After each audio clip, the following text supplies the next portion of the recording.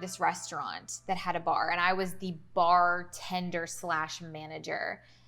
One of the managers, my best friend actually to this day. We met 5 years ago at this restaurant, and we are still best friends. Like, she has grown, I have grown.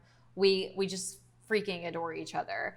But we have these crazy stories about this restaurant in common that to this day, sometimes we bring up and we just laugh. But it's also crazy to think that we put up with this. We had a boss at this, like the owner, he was the owner of the restaurant, who would, as an example, like they didn't have an ice machine.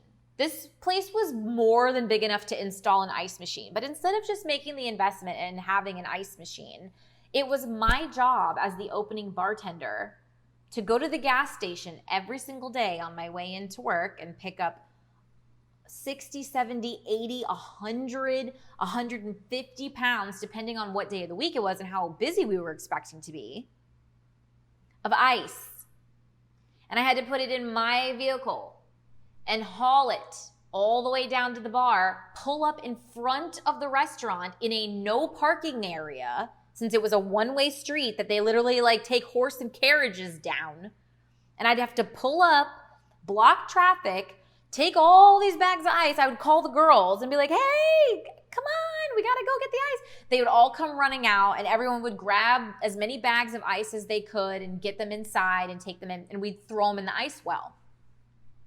And at night, we would literally cover the ice with a trash bag so that it wouldn't get dirty or dusty overnight if there was leftover ice at the end of the shift.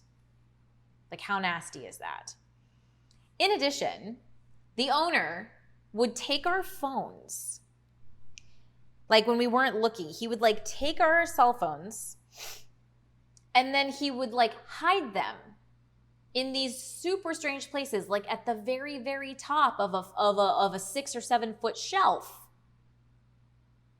And then we'd be like, hey, has anybody seen my phone? Have you seen my phone? I can't find my phone. Will you call it? Yeah, no problem, I'll call it. We'd have someone call our phones, and there's the phone, all of a sudden now at the top of a 7 foot tall shelf, ringing. Like, what is that about? What the hell is that about? So we started to think, like, is he bugging our phones? Like, what's going on? Because this was happening to each of us regularly, and we didn't know why. But we started to realize that, like, this only happened when the owner was there. Like, this is a real story. So then we would come in the following day after going out together, maybe going, for after shift drinks somewhere. And he would literally be like, I know where you were last night. And at first I would assume somebody like blasted it on their social media, like us on Snapchat, or like someone posted on Instagram. And I'm like, but wait a minute, no. Like, nobody really was even on their phones last night. Like, no one was snapping pics. Like, we all looked like shit. We had just left a shift. No one was in the mood to like take cute pictures and look cute, right? So I remember being like, he bugged our phones. As it turns out, I don't think he bugged our phones. But when he sold that restaurant to the new owner came in and deep cleaned the place and found a series of bugs in the restaurant, like microphones.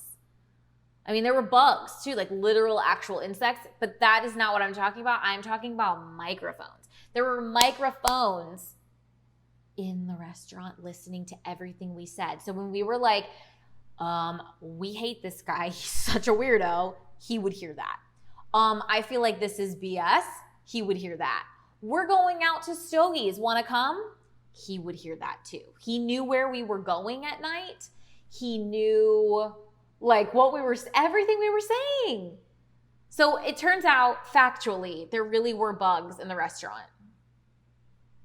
Serving life, bartending life, is freaking weird. It is wild.